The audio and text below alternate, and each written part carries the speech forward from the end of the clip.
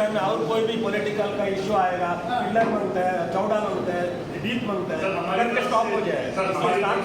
अभी तक हमारा अथॉरिटी से कुछ भी डिसीजन नहीं आया, जो अप्रूवल आया है उसमें काम करने के लिए आया है। पेपर में परसों आया, परसों से काम चालू हो गया करके पूरा आ गया, लेकिन बाद में देखेंगे तो कोई नहीं, 4 आदमी था, इसके बाद वो लोग नहीं। कुछ मॉडिफाई करना चाहते थे लेकिन वो ये स्टार्ट होगा क्या नहीं, वो नहीं है, हम लोगों को दूसरा कुछ नहीं है, स्टार्ट होगा क्या नहीं। हाँ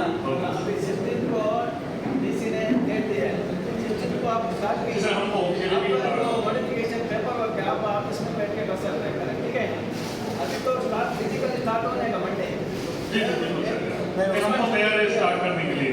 और भी सर हमारी तरफ से शुरू हो गया है सर, मतलब नीचे जो था नहीं वो ऐसा पड़ेगा ना, आपको दूर से पूरा चालू किया है, फिजिकली अभी तक कुछ स्टार्ट नहीं ना। अभी का पेपर वर्क है, आप पिलर बनाता है, कास्टिंग बनाता है, सब बोल रहे हैं, उसका फिजिकली है। स्टार्ट हुआ करके आप लोग नहीं बोलेगा, आप लोग बैठ के पेपर वर्क किए तो हमें कुछ फर्क नहीं पड़ता। दिसंबर 16 को जो डेट दिया है डीसी ने, टोटल डिटेल दिया मीडिया में, वो फुलफिल होने का नहीं, अभी ये स्टार्ट किया सब हो गया। अभी कोई पॉलिटिकल का नहीं तो कोई बिजनेसमैन का कोई स्टॉप है क्या अभी? हाँ नहीं, ऐसा है तो बोलो, अभी हम लोग फिर से कुछ कर सकता है, इसलिए नहीं तो कोई अभी थोड़े दिन के बाद बोलेगा कोई, आप वो लोग बोला, ये लोग बोला, उधर बिल्डिंग है उसका आड़ा आता है, ऐसा करके स्टॉप करेगा तो प्रॉब्लम है। और किसी का कुछ लेटर बनता है, ऐसा कुछ है तो बोलो, अपना इधर शासक सब है, हम लोग कर सकते हैं। जो भी ओपिनियन लेना था नहीं सर, हम लोगों को इतना ही चाहिए, जो 2017 से हो रहा है, लास्ट मोमेंट में प्लान चेंज होता है और बोलते हैं कि कुछ पॉलिटिकल दबाव है, नहीं तो कुछ कंपनी वालों का दबाव है, नहीं तो कोई लोकल बिजनेसमैन है उसका दबाव है, ऐसे करके बोलते हैं। लास्ट मोमेंट में प्लान चेंज नहीं होने का। क्या है ना, हम लोग 7 साल इधर गुजर गए, इसके बाद हमारी जो आगे की जनरेशन है उनके लिए प्रॉब्लम नहीं होगा। नहीं सर, एक्चुअली हमारी तरफ से पूरा फुल फेल पे रेडी है, कॉन्ट्रैक्टर भी रेडी है काम करने ಆಗಲಿ। ಯಾಕಂತ ಹೇಳಿದ್ರೆ ಮೊದಲೇನೋ ಲೋಪದೋಷಗಳಿತ್ತು ಆಗುವಾಗ ಇವೆತ್ತು, ಯಾಕಂತ ಹೇಳಿದ್ರೆ ನಮ್ಮ ಮಾಜಿ ಪ್ರಧಾನಿ ಅಟಲ್ ಬಿಹಾರಿ ವಾಜಪೇಯಿ ಅವರ ಇದು ಕನಸಿನ ಕೂಸು ಚತುಷ್ಪಥ ರಸ್ತೆ ಅದು ಪ್ರಾರಂಭ ಆಗಿದೆ, ಪ್ರಾರಂಭದಲ್ಲಿ ತೊಡಕು ಬರುವಂಥ ಸಾಮಾನ್ಯ. ಆದರೆ ಇವತ್ತು ಒಂದು 4ನೇ MP ಬಂದಿದ್ದಾರೆ ನಮಗೆ, ಭಾಸ್ಕರ್ ಫರ್ನಾಂಡಿಸ್ ಆಯಿತು, ಜಯಪ್ರಕಾಶ್ ಯಡಿಯೂರಾಯಿತು, ಶೋಭಾ ಕರಂದ್ಲಾಜೆ, ಕೋಟ ಶ್ರೀನಿವಾಸ ಪೂಜಾರಿ ಉತ್ಸಾಹಿ ಒಳ್ಳೆ ಉತ್ಸಾಹಿ ಶಾಸಕರು, ಮನೋರಮ ಅವರು ಕೂಡ ಬಂದು ಹೋಗಿದ್ದಾರೆ ನಡುವಿನಲ್ಲಿ. ನಮ್ಮ ಶಾಸಕರು ಕೂಡ 2-3 ಬದಲಾವಣೆ ಆಗಿದ್ದಾರೆ. ಇವತ್ತು ಒಳ್ಳೆಯ ಸಂಸದರಿದ್ದಾರೆ, ನಮ್ಮ ಉತ್ಸಾಹಿ ಒಳ್ಳೆಯ ಕ್ರಿಯಾಶೀಲ ಶಾಸಕರಿದ್ದಾರೆ. ಈಗಾಗಲೇ ಒಬ್ಬರು ಹೇಳಿದ್ರು ಅವರು ಡೈಲಿ ಅವರು ದೇವಸ್ಥಾನ ಬರ್ತಾರೆ, ಒಳ್ಳೇದಾಯ್ತು. ಯಾಕಂತ ಹೇಳಿದ್ರೆ ಪ್ರಗತಿ ಪರಿಶೀಲನೆ ಡೈಲಿ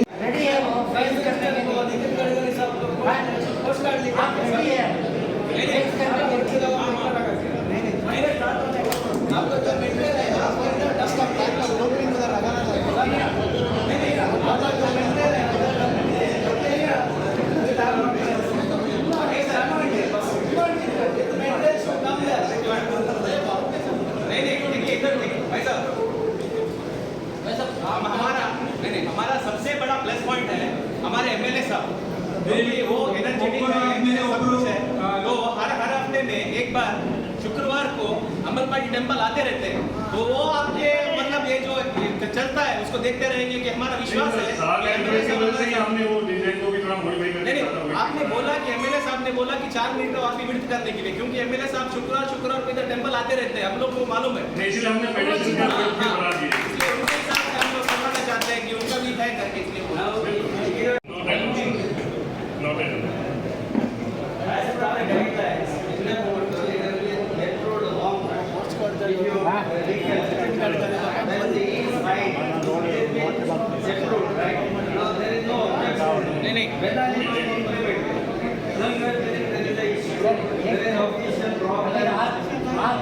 ಸ್ಟಾರ್ಟ್ ಟೈಮ್ ಮಾಡಬೇಕು. ಈ ಸೌಲಭ್ಯ ಇಲ್ಲಿ ಅಪಘಾತ ಎಷ್ಟು ಅಪಘಾತ ಆಗ್ತಾ ಇತ್ತು ಅದೆಲ್ಲ ಇನ್ನು ಇದ್ದಾರೆ. ಅದೇ ರೀತಿ ಇಲ್ಲಿಯ ನಾಗರಿಕರು ಈ ಒಂದು ಇದರ ಬಗ್ಗೆ ಹೇಳಿದಾಗೆ ಇಲ್ಲಿ ಏನಾದರೂ ನಮ್ಮ ಫುಟ್ಪಾತ್ ಸಂಪರ್ಕ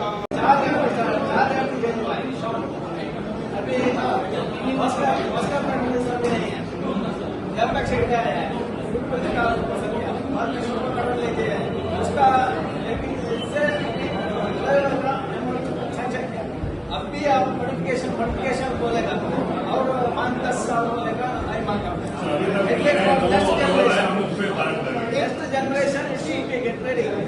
ಹಾಕುವಂಥ ಪರಿಸ್ಥಿತಿ ಇತ್ತು. ಆ ಸಂದರ್ಭದಲ್ಲಿ ನಾನು ಖುದ್ದು ಪ್ರಸ್ತುತಿಯವರ ಕೂಡ ಗಮನಕ್ಕೆ ತಂದಿದ್ದೀನಿ. ಇವತ್ತು ಸಭೆಗೆ ಬರ್ತಾರೆ ಅಂತ ಹೇಳಿದ್ರು. ಎಲ್ಲರಿಗೆ ತಿಳಿದಿರುವ ಹಾಗೆ ಒನ್ ನೇಷನ್ ಒನ್ ಎಲೆಕ್ಷನ್ ಬಗ್ಗೆ ಚರ್ಚೆಗೆ ಮಾನ್ಯ ಪ್ರಧಾನಿ ಅವರು ನಿನ್ನೆ ಅಧಿವೇಶನವನ್ನು ಇವತ್ತಿಗೆ ಮುಂದುವರಿಸಿದ್ದಾರೆ. ಶನಿವಾರದ ದಿನ ಮುಂದುವರಿಸಿದ್ದಾಗಿ ಎಲ್ಲರೂ ಕೂಡ ಅಲ್ಲಿ MP ಅವರು ಸಂಸದರು ಭಾಗವಹಿಸಬೇಕೆಂಬ ದೃಷ್ಟಿಕೋನದಿಂದ ಅವರಿಗೆ ಬರಲಿಕ್ಕೆ ಆಗಲಿಲ್ಲ. ಈಗಾಗಲೇ ನಮ್ಮ ಗಮನಕ್ಕೆ ತಂದಾಗ, ಏಕೆಂದರೆ ಟೋಟಲಿ ನಾವು ಯಾವುದೇ ಕಾಮಗಾರಿ ಮಾಡುವ ಮುಂಚೆ ಮುಂದಿನ 50-100 ವರ್ಷದ ಬಗ್ಗೆ ಚಿಂತನೆಗಳನ್ನು ಮಾಡಬೇಕಾಗ್ತದೆ. ಯಾಕಂದರೆ ಯಾವುದೇ ಕಾಮಗಾರಿ ಆರಂಭ ಮಾಡಿದ ನಂತರ ನಮ್ಮ ಟೆಂಡರಲ್ಲಿ ಇಷ್ಟು ಎಸ್ಟಿಮೇಟ್ ಇಷ್ಟು ನಾವು ಇಷ್ಟಕ್ಕೆ ಸೀಮಿತವಾಗ್ತಾದರೆ ಬಹುಶಃ ಅದೇನೇ ನಮ್ಮ ಯಾವುದು ಆಲೋಚನೆಗಳಿಗೆ ಅದು ಕೊಡಲಿ ಇರ್ತಕ್ಕಂಥದ್ದು. ಅದಷ್ಟರಲ್ಲಿ ಹೈವೇವರು ಈಗಾಗಲೇ ಅವರಿಗೆ ತಿಳಿಸ್ತೇವೆ. ಏಕೆಂದರೆ ಒಂದು ನಮ್ಮ ಫ್ಲೈಓವರ್ ಆಗ್ತದೆ, ಇನ್ನೊಂದು ನಮ್ಮ ಬ್ರಹ್ಮಗಿರಿ ಮತ್ತು ನಮ್ಮ ಅಂಬಾಲ್ಪಾಡಿ ಸಂಪರ್ಕ. ಯಾಕೆಂದರೆ ಇವತ್ತು ಕಿಂಗಿಮುಲ್ಕಿಯ ಬಗ್ಗೆ ಸಮಸ್ಯೆ ಬಗ್ಗೆ ಇದೆ. ಯಾಕೆಂದರೆ ದೊಡ್ಡ ವಾಹನ ಬರುವಾಗಲ್ಲಿ ಸ್ವಾಗತ ಗೋಪುರದ ತಿರುಗಿಸುವ ಸಂದರ್ಭದಲ್ಲಿ ಭಾಳ ಕಷ್ಟ ಆಗ್ತದೆ. ಅದು ಅನ್ಸೈಂಟಿಫಿಕ್ ಆಗಿದೆ. ಆ ದೃಷ್ಟಿಯಲ್ಲಿ ಅಂಬಾಲ್ಪಾಡಿಯಲ್ಲಿ ರಸ್ತೆ ನಿರ್ಮಾಣ ಆದ ನಂತರ ಬಹುತೇಕ 190% ಉಡುಪಿ ಜನರು ಈ ಅಂಬಾಲ್ಪಾಡಿ ಮೂಲಕವೇ ನಮ್ಮ ಪ್ರವೇಶಿಸುವಂತಿದೆ. ಆ ಸಂದರ್ಭದಲ್ಲಿ ಯಾವುದೇ ರೀತಿ ಅಡೆತಡೆಗಳಾಗಬಾರ್ದು. ಏಕೆಂದರೆ ಅವರಿಗೆ ಹೈವೇ ನಿರ್ಮಾಣ ಮಾಡ್ತಾರೆ. ನಮಗೆ ಬ್ರಹ್ಮಗಿರಿ ಮತ್ತು ಅಂಬಾಲ್ಪಾಡಿ, ಏಕೆಂದರೆ ಬ್ರಹ್ಮಗಿರಿ ಹೋಗುವ ದಾರಿ ಮತ್ತು ಅಂಬಾಲ್ಪಾಡಿ ಅಭಿವೃದ್ಧಿಯನ್ನು ನಾವು ನಗರಸಭೆ ಮೂಲಕ ಮಾಡಬೇಕಾಗ್ತದೆ. ನಗರಸಭೆ ಇಲ್ಲಿ ಯಾವ್ದು 15 ಮೀಟರ್ನ ಅವರು ವಿಡ್ತ್ ಕೊಡ್ತಾರೆ ಅಂತ ಹೇಳಿ, ಅದೇ 15 ಮೀಟರ್ಗೆ ಉದ್ದಾಗಲ್ಲ ನಾವು ಬ್ರಹ್ಮಗಿರಿ ಸರ್ಕಲ್ಗೆ ಜಾಯಿನ್ ಮಾಡುವ ಒಂದು ಆಲೋಚನೆಯನ್ನು ನಾವು ಈಗಾಗಲೇ ಮಾಡಿದ ರೀತಿ ಅಂಬಾಲ್ಪಾಡಿ ಸಂಪರ್ಕ. ಅದರ ಜೊತೆಗೆ ಕರಾವಳಿ ಭಾಗದಲ್ಲಿ ಈಗ ಸಮಸ್ಯೆಗಳುಂಟು. ಏಕೆಂದರೆ ಅಲ್ಲಿ ಮಳೆಗಾಲದ 4 ತಿಂಗಳು 2 ಭಾಗದ ನೀರು ಹರಿದು ಬಂದು ಅಲ್ಲಿ 1.5 ಫೀಟ್ ನೀರು ಬಿಡ್ತದೆ ಯಾವುದು ಆ ಫ್ಲೈಓವರ್ ಕೆಳಗೆ. ಅಲ್ಲಿ ಯಾವ ಭಾಗದಲ್ಲಿ ಡಿಸ್ಚಾರ್ಜ್ ಆಗುವುದು, ಅಲ್ಲಿ ಚರಂಡಿ ನಿರ್ಮಾಣದಲ್ಲಿ ಯಾವ ಭಾಗಕ್ಕೆ ನೀರು ಹರಿದು ಹೋಗ್ತಿರುವ ಬಗ್ಗೆ ಇವತ್ತು ಕೂಡ ಅವರಿಗೆ ಕೂಡ ಸರಿಯಾದ ಮಾಹಿತಿ ಇಲ್ಲ. ಕೇಳಿದರೆ ಈಗ ಒಂದು NH 166 ಅದು NH 69 ಸಮಸ್ಯೆ ಕೇಳ್ತೇವೆ. ಆ ದೃಷ್ಟಿಯಲ್ಲಿ ಅಂಬಾಲ್ಪಾಡಿ ಜನರಿಗೆ ಒಂದು ವ್ಯವಸ್ಥಿತವಾದ ಒಂದು ಸಂಪರ್ಕ ಆಗಬೇಕು. ವ್ಯವಸ್ಥಿತ ರೀತಿಯಲ್ಲಿ ಯಾವುದೇ ಅಯೋಚಿತವಾಗಿ ಆ ಒಂದು ಕಾಮಗಾರಿ ನಡೀಬಾರದ ದೃಷ್ಟಿಯಲ್ಲಿ ನಮ್ಮೆಲ್ಲರ ಸಲಹೆ ಸೂಚನೆ, ತಮ್ಮೆಲ್ಲರ ಅಭಿಪ್ರಾಯವನ್ನು ಈಗಾಗಲೇ ಮುಕ್ತವಾಗಿ ನೀಡಲಿಕ್ಕೆ ಮಾರ್ಗದರ್ಶಕ ಅವರು ಅದನ್ನು ಅಂತಿಮವಾಗಿ ಅದನ್ನು ರೆಕಾರ್ಡ್ ಮಾಡ್ತಿದ್ದಾರೆ. ಆ ಸಂದರ್ಭದಲ್ಲಿ ಖಂಡಿತವಾಗಿಯೂ ಅಂಬಾಲ್ಪಾಡಿಯ ಜನರಿಗೆ ಒಂದು ಒಳ್ಳೆ ರೀತಿಯ ವ್ಯವಸ್ಥೆ ಕೊಟ್ಟ ದೃಷ್ಟಿಯಲ್ಲಿ ಒಬ್ಬ ಶಾಸಕರಾಗಿ ನನ್ನ ಪ್ರಾಮಾಣಿಕವಾದ ಪ್ರಯತ್ನ ತಮ್ಮ ಜೊತೆ ಇದ್ದು ಮಾಡ್ತೇನೆ ಎಂಬ ಮಾತನ್ನು ಈ ಸಂದರ್ಭದಲ್ಲಿ ಹೇಳ್ತೇನೆ.